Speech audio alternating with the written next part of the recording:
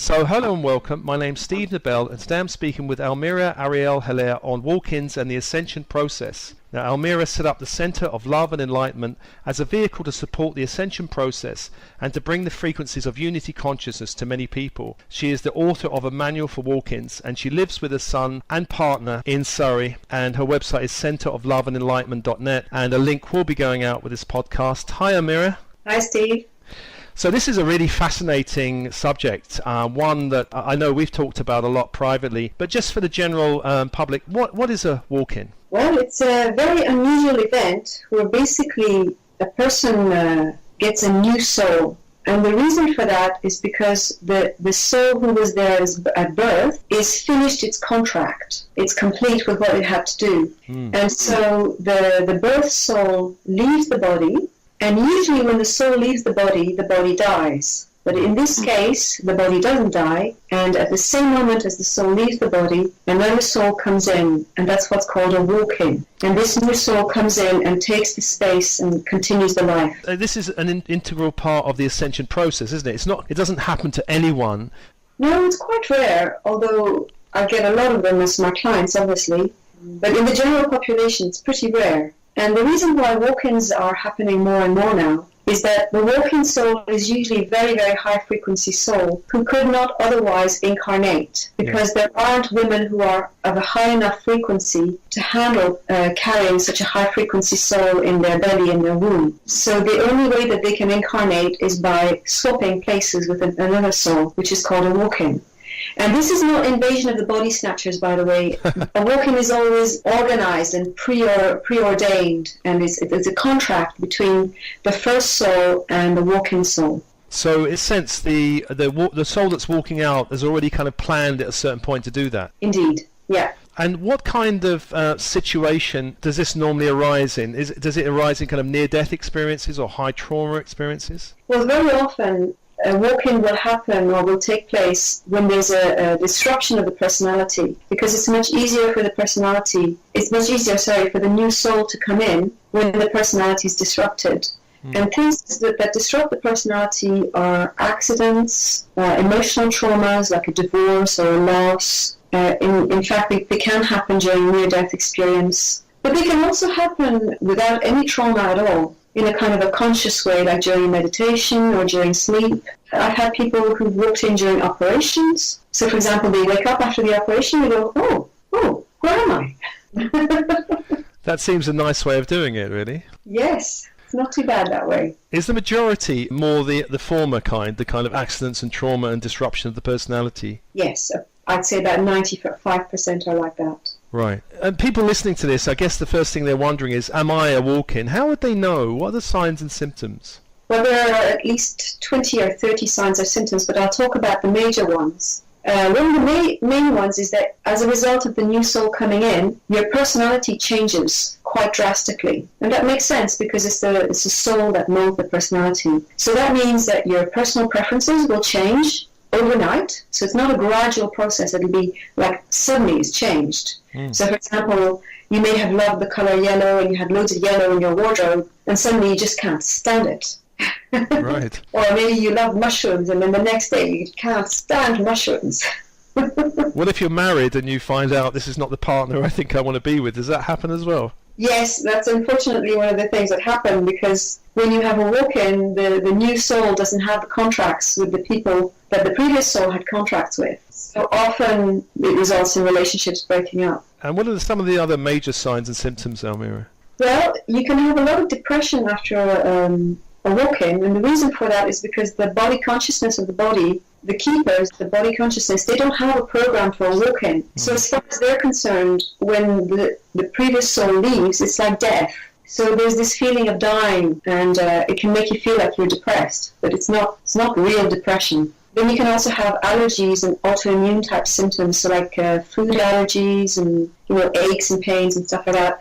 And it's a similar situation. It's basically because the body consciousness is rejecting the new soul, so that will give you autoimmune symptoms. Is there an increase in sensitivity, for example? Oh yeah, usually there's a huge increase in sensitivity, and the reason for that is because the new soul is usually at a much higher frequency than the previous soul, and tends to be much more sensitive in all ways. physically, energetically, emotionally, spiritually. So on the other side of all of this, I guess there's a point to something awakening or activating in the new soul, in the body. Is that right? Yeah, so that's the whole point. The whole point of a walk-in is to bring in consciousness onto planet Earth. The person who's had a walk-in usually goes through an intense process of awakening and clearing the body and becoming more and more conscious. And what kind of gifts in your clients tend to open up? All different types. Very often they have a lot of spiritual gifts. So qualities as a healer, as a channel. Some of them will be able to read people's auras or draw their auras. Yeah. Lots of spiritual things like that. Some of them are natural teachers, natural healers. Now, I know, Ahlmeirah, that you are a walk-in and that you had an unusual one back in the late 90s, I think. Could you just say something about your experience of this process? Well, I had one of the non-traumatic type walk-ins, and I had a conscious walk-in, which is the rare type. And before the walk-in, I had lots of strange symptoms of psychic opening and going into spontaneous bliss and losing time. Like it felt like 2 minutes had elapsed and I'd lost 3 hours. And I was also hearing walk-in in my ear, which at the time I didn't understand. I didn't know what a walk-in was. And then when the actual walk-in happened, I was having a session and I experienced my whole body going very warm and fuzzy. And then all the energy detached from the extremities and all centered into the central column, on the line where the chakras is. And then the energy shot out my head, and then immediately, the soul that I am came into the central channel and then tried to expand into the body. And then afterwards I had many, many years trying to integrate because the frequency of the new soul was quite different to the frequency of the previous one. So it created some challenges. So what were those challenges? I guess challenges you faced were typical of a lot of people's challenges. What typically happens when a new soul comes in? What are the challenges? Well, it's very much like a spiritual emergency. So you can have a lot of symptoms of, lots of emotions and old memories and traumas that are stored at the cellular level who are all wanting to release at the same time. So, you have lots of stuff coming up all the time and you can't see very clearly, you can't function very well either, and it's all happening very, very quickly. It's like an intense spiritual awakening process. A lot of body symptoms, a lot of aches and burning sensations in different parts of the body, a lot of kundalini awakening, immense sensitivity. And then I had some weird symptoms. For example, my body grew in my 30s. So I had pains in my bones, and I was wondering, what is that? It feels like growing pains. And then a few months later, I measured myself, and I was 4 centimeters taller, which is like 2 inches. Right. So the body can actually physically change. Some walk-ins' eyes change color. A lot of walk-ins, have massive bodily changes. And over the years, of course, that doesn't happen overnight, the bodily changes, because the DNA gets affected by the new soul, and that takes time to actually manifest into the physicality. But a few years down the road, you can look completely different. How long did it take you really to kind of stabilize? In my case, it took quite a long time, the best part of 15 years. 15 years, is that long compared to some of your clients? Well, there's all different ranges. Some people have very gentle walk-ins, very smooth integration, and within 2 or 3 years, absolutely everything's fine. And some people have 30, 35 years integration. It varies enormously. Now, I know I came to a workshop for Wins you ran a year or so ago, and I remember there was a number of people in the room, and there was one kind of group of people that were kind of always crying, and I think you said to me, these are the new ones. So they were the ones kind of not coping very well, emotionally very tearful. Is that fairly common? Yes, it is common, and it's for all the reasons that I've explained, because the new soul basically doesn't have any contract with the previous soul's life. So the relationships fall apart. Very often the work that you were involved before doesn't feel right anymore. So you go through this kind of chaos period until you find a new line of work that is appropriate. And then there's the whole emotional detox process that I was talking about. And also emotionally and mentally, it's a kind of a weird process and a weird concept. And it's not very much talked about, not very well known. So it can be a very confusing time. What is the impact on the person's life practically, their work, their relationships? I'm thinking mainly about the more traumatic ones. Well, as I said earlier on, a lot of people change their relationships, like they will divorce or they will change friends or whatever. And if you don't do that, it means that you need to renegotiate the relationships. So, for example, in my case, I've had to renegotiate my relationships with my parents and my sister, obviously, because you can't just leave everybody behind. In terms of work, a lot of walk-ins will completely change direction. Unless the first soul had already established a proper foundation for the new soul, there will usually be a major change in direction. And it's usually in the direction of doing some kind of spiritual work and being of service. Yeah. Yeah. Yeah, I know in my case, my life changed after my experience, and I relationship, work, everything changed. Everything kind of went upside down, and so I can vouch for that one for sure. But can I ask you, Ahlmeirah, what do you mean by renegotiate your relationships? Does that mean sitting down and chatting to people? Well, I wouldn't say that, because if you say to most people that you've had a walk-in, they'll probably think you're mad and lock you away. Yeah. I mean more in terms of getting your family to realize that, in some way you have changed, and maybe helping them to get to know the new you, spending time with them to realize that. So that's what I did, for example, with my sister. She's not a person who's, who I could explain about the walk-in with. She would be very confused about that. But I explained to her that I'd had some changes, and that I felt quite different internally, and that as a result of that I wanted to change my name. And that's also the reason why I needed to change direction in my work. So I put it in a way that she could understand, but without trying to frighten her. And I made myself available if she wanted to ask any questions. In terms of direction, work and purpose, what drives and motivates people change? Does their values change? Like, for example, someone might be already spiritual, but they may have a complete shift within that spiritual spectrum. Does that happen? Yes, very often. Although, as far as I understand, spirituality is like a field. So it's more like it expands, the field expands. But there may be a change in orientation. For example, my first soul was an angelic soul. So she was very connected to working with angelics, and, with the angelic realm. And this current soul is not an angelic. So I still have a few guides who are angelics, but it doesn't feel like the main power current for me anymore. Okay. Can you say something about the different types of souls that can come in to this earth plane? Yes, in terms of service souls, there are 4 main types. So I mentioned angelics. So angelic souls usually have quite a challenge being on earth, because the angelic realms are very pure and very, very high frequency. And they come on earth to serve. So their main focus is always, how can I be of service to humanity? And how can I be of service to the divine? So they usually end up in service jobs like being a nurse, or being a carer, or being maybe a school teacher, or something like that. Very often they have trouble grounding, so they have a tendency to put on weight, actually, to kind of ground themselves.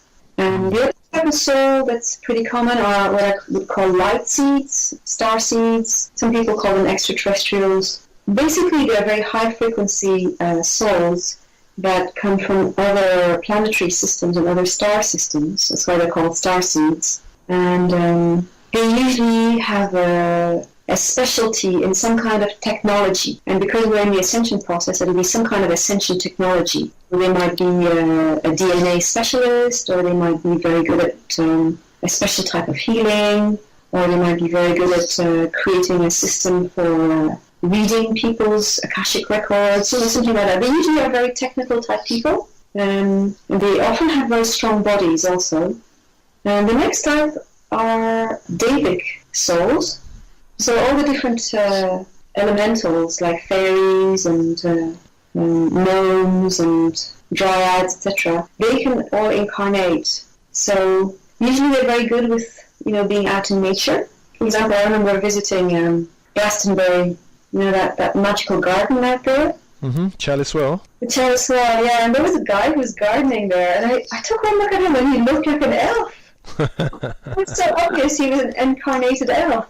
Yeah, wonderful. And then the last, there's another type of soul which are the ascended masters. So they'll be aligned with a particular master. So it could be, one of the Indian masters, or it could be maybe Sananda, or it could be Sanat Kumara. And the ascended master types are very much involved with setting up mystery schools and how to divulge knowledge in the setting of a mystery school type thing. So, initiatic type pathway. And then the last type are the Elohim soul. And they're a new type that's been incarnating. The Elohim are basically the creator gods in the Kabbalistic system. So you can think of the Elohim as qualities of the divine. And the Elohim were the ones who actually created this whole reality. So that's why they're incarnating now, because they know how to decreate it. Right. Now, Ahlmeirah, I know there's also help for walk-ins. It's not that they're just plopped here and that's it. They have to learn by hook or by crook to fend for themselves. There is something, I think, called a walk-in team. Could you say something about that? Well, every walk-in is managed by a specific group of beings, which are called the walk-in team. And they are specialists in walk-ins, and they reside in the higher dimensions, usually the fifth dimension. And every walk-in has their team, which is there with them 24/7, and they're there to assist in the walk-in process, assist in the integration process. And I'm actually going to be doing a little video about how to connect with your walk-in team. Yeah, wonderful. So I know you offer a number of services for walk-ins. Could you say the kind of things you offer? So the integration of a walk-in can take a little bit of time. First of all, I offer the service of finding out if you've had a walk-in, because it can be a little bit difficult to figure it out. Some people have lots of different symptoms which look like they're a walk-in, but actually they've not had a walk-in. So sometimes it's not easy to figure out. So I offer that diagnostic service. And then I offer different sessions to help integrate, especially the light body work, because the light body work helps to bring more of the higher self into the body. And then the other major aspect of integration, which is important for a walk-in, is to clear the body of all the emotional patterns and past life patterns and the ancestral patterns. So usually I recommend that walk-ins learn some kind of healing technique so that they can clear themselves. So obviously I teach Divine Healing Master Key, but there are lots of other techniques. I know that you've cleared yourself with other techniques, Steve. And they can contact you again through centerofloveandenlightenment.net. Ahlmeirah, once again, thank you so much for chatting about this subject. Thank you so much, Steve, for inviting me today.